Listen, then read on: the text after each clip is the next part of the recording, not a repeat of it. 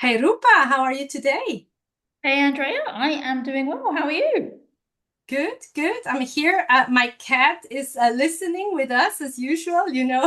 That's the luxury of having a portfolio career, right? So, Well, a cat has just appeared where I am as well. Whether or not they come and say hello, I don't know. So today I think we were going to talk about beyond the traditional job when it comes to a portfolio career. hmm And I Oh, feel yeah. like you and I may have a slightly different angle on this one. So where are you on this topic? Could be. Yeah, I think it's an interesting point because a lot is spoken about, traditional careers where you climb up the ladder. Then people are like, yeah, within that, we want part-time.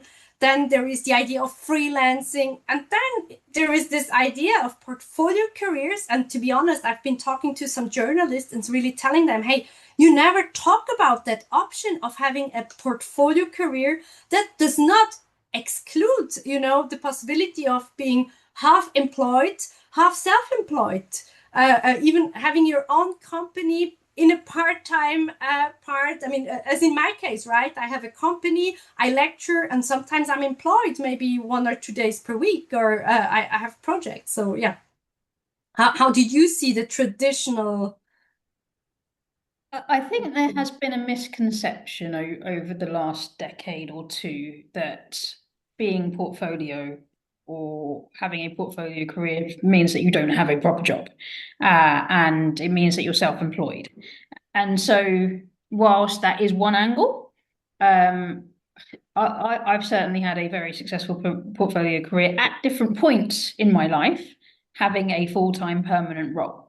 And certainly from a portfolio career perspective, holistically, well, actually, part of your portfolio can include what you do voluntarily.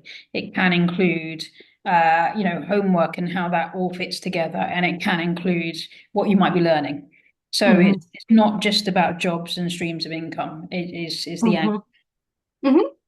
Okay. Yeah, that's interesting. So, in Switzerland, it's seen as a very American approach of, having the volunteering part. I mean, there is also a lot doing in that area. And I always say, well, when you build a portfolio career, uh, you have to base it on the assumption that, you can live off what you work on. So volunteering is not excluded, but has to be clear. So I think that's one thing that's important that makes sense.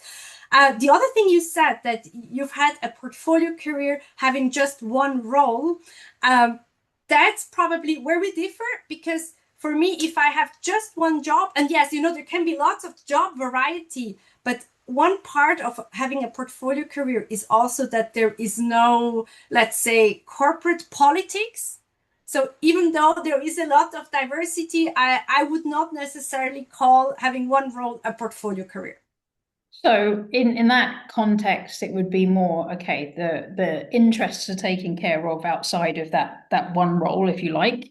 But also recognizing that portfolio comes when it comes from multiple streams of income. So you might have that one role, Mm-hmm. but income streams can show up in different ways as well, right? Yeah. And that's the portfolio career therefore comes in. Yeah. Okay. In that case, yeah, then I could agree. Yeah. But I really think it's an important aspect, right? Because also if the company reorgs or whatever happens, like there is no diversification. Yeah, and then that's why, yeah, having multiple streams of income, whatever that looks like for you, as Mm-hmm. part of your portfolio comes into play. And that's it. Already there's a different view from the Swiss point of view, Mm-hmm. perhaps a US point of view, where I've been sitting in the UK. And a conversation that I'm sure anyone listening, if you're interested in exploring further, to get in touch with both Andrea and Exactly. yeah, Yeah. whichever everyone's resonated. Absolutely. Well, Rupa, thanks a lot for today's conversation and see you soon. Absolutely. Bye. Bye bye. Bye.